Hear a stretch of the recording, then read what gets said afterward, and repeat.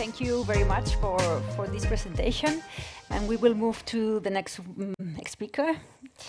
So here we have Mrs. Patricia Ripoll. So she will talk about the impact of air quality on human and planetary health. Patricia Ripoll is from Aireamos project and COVID Warriors Association. Aireamos brings together various entities and people with a big common goal to determine CO2 levels in closed spaces in order to deliver healthy environments, not only to control the spread of COVID-19, but to prevent many other diseases. COVID Warriors is a non-profit set up to fight the COVID-19 pandemic from different perspectives and disciplines. So thank you for being here. And you have, the floor is yours. Thank you. First of all, gràcies als organitzadors, al govern d'Andorra, al doctor Jordi Serrano Pons, al SAS i a tots els col·laboradors per deixar-nos un espai per poder parlar d'aquests temes, donar-nos l'oportunitat de visibilitzar aquest projecte que hem portat a terme i, sobretot, per deixar un espai per la divulgació científica. Okay, let's go in English. Well, since the 19th century, we were talking about air and insalubrity. This picture is from the 19th century, and it's talking about, as you can read, la première chose qu'elle importe de ne pas oublier, c'est que si l'air est le premier comme le plus indispensable besoin de l'existence, il devient aussi un poison permanent par son insalubrité. This means more or less that the first thing that it's important not to forget is that the air is the first and the most indispensable need of existence. And it's also become a permanent poison by its insalubrity. Then I think we were talking since many years ago. We have a lot of literature talking about this important thing. We don't have to forget that if the air, we can see here in this book called L'air, effet de son impurité sur la santé, we can see that the air effects of its impurity on health, if we close the door, the air will be stale, without renewal. A stale air that makes our function look disturbed. Then we have a lot of literature also about this air effect and about the architecture. The origin about our architecture, as we actually know, it's this, because we are always improving the architecture, do it by our health, because we want to improve our health and we want to change the paradigm. And I love this sentence that is saying to breathe is to live, to exhale is to die. I think it's very, very clear. Then air is the first factor of healthiness. This is why we can see that this is Boston. They move the classes outdoor because they want to have a clean air. This is also in New York. And look what they say. They say we should do, if we want to be alive, if we want to be healthy, we have to move outdoor. They were only looking for a clean air. Then I think it's something very clear. We made some years ago, and Mark Pons was also talking about this morning. Then, if we know this, why during the COVID we didn't talk about the air and the importance of the air transmission? Aerosol scientists, healthcare workers, and other allies were saying, and let me say, probably shouting, that COVID is airborne. But it seems that at the beginning, or more or less 1 year or a little bit more, the world goes in another direction. We didn't understand why. We have to demonstrate something that we have seen, that it was new, but everyone, and demonstrate again something that we already have done in the past. Then we demonstrate with this publication in Lancet Nature that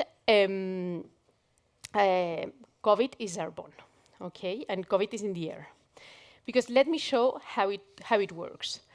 Transmission is like, you can see in these pictures, it's like the smoke of a cigarette. If we are outside, you will not or less detect this smoke. But if you are in a shared room, like here, then if you are more time in the share room and you have a low ventilation, then the infection will become. Then for probably sure that you are going to be infected. Because we said this morning also, I think some of the people were commenting this, but we spend more than 90% of our time indoors. But how often we think about the quality of air we are breathing? Do you know that the air in the buildings we frequent can be up to 5 times more polluted than the outside air? The indoor quality broadly refers to environmental characteristics,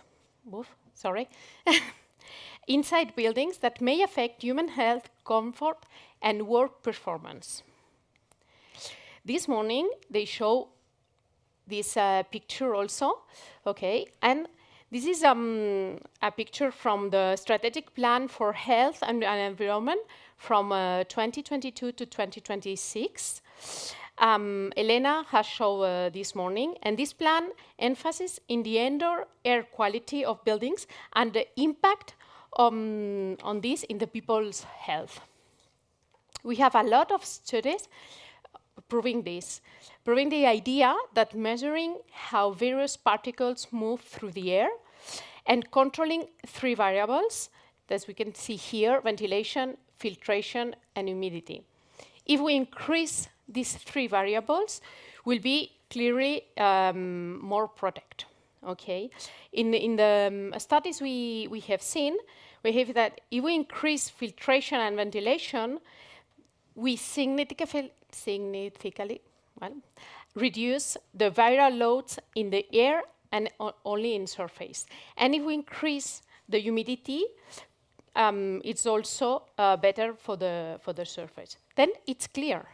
It's clear that to improve the air quality, we must increase the clean air to reduce the number of people with the capacity to be infected.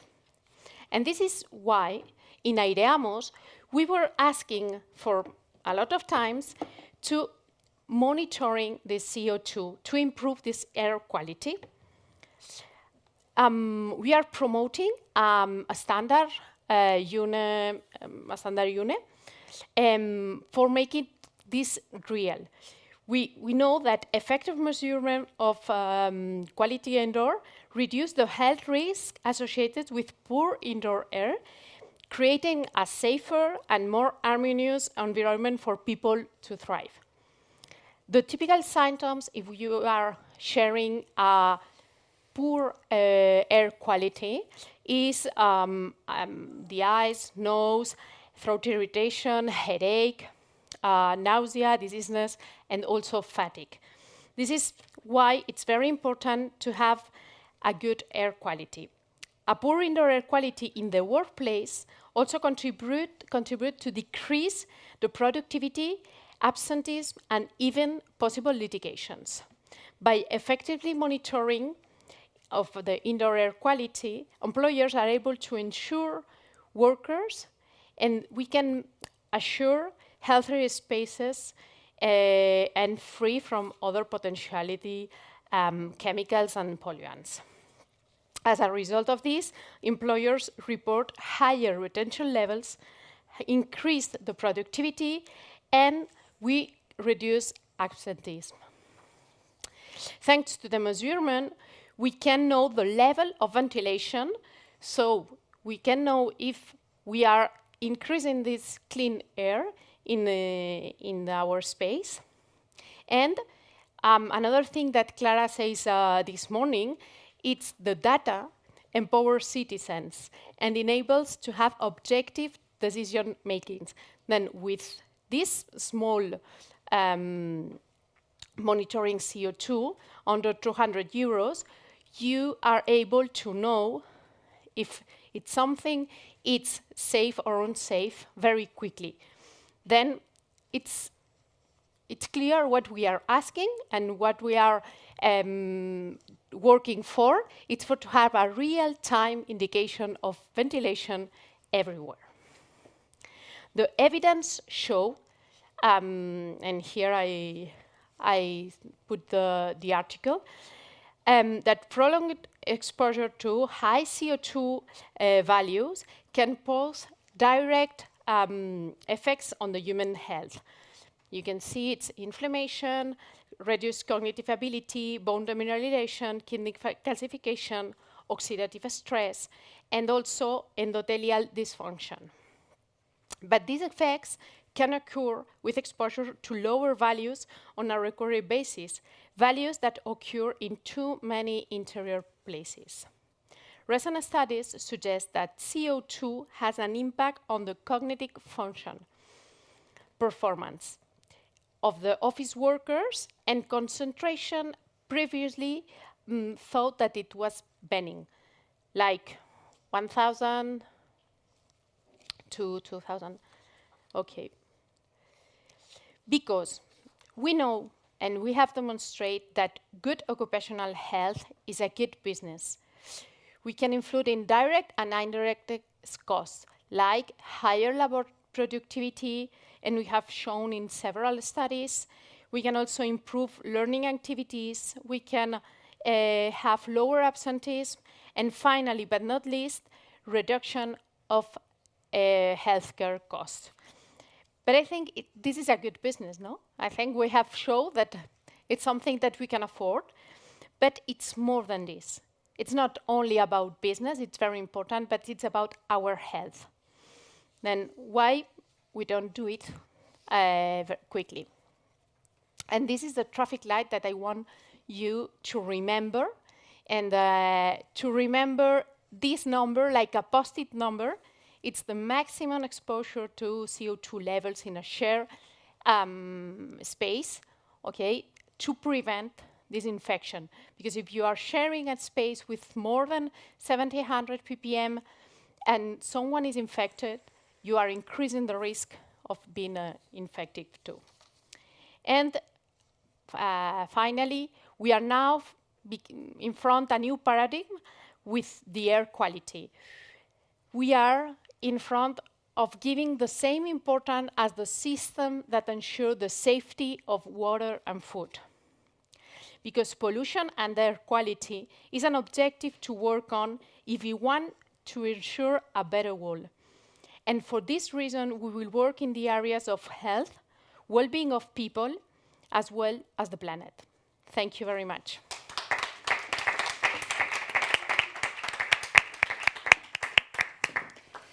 Thank you very much for your presentation. I think that would be very useful, no, in this new paradigm or this new approach to building zero consumption buildings. Yeah, so very interesting, fantastic presentations.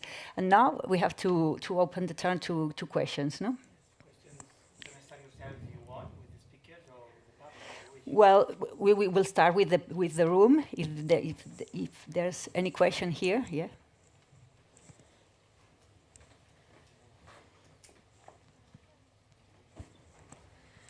Hello, it's Deborah Thompson from One Health Lessons. I had a question for Patricia. With the canary in the coal mine, animals are sentinels for diseases, for really terrible pollutants. Hopefully you understood that part. Okay.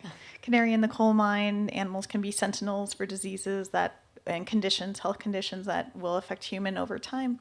So I'm just curious, from your experience, how easy or difficult is it to include the people from the animal health sector and have those conversations so that we can protect people and animals all at once? It's not easy. It's not easy because as we were talking just a few minutes before we start, they are two worlds working in the same area, but they didn't exchange the information. Then it's not easy. But I think if we work in divulgation, as you have the same activities, okay, probably doing something like this, it's going to approach all the visions. because I think it's better to have a teamwork, to work like we and not like me. Then I think doctors can learn a lot in the veterinary world and in the other way. Yeah. Thank you, Patricia. You're welcome. There's any other question? No? No questions? Any-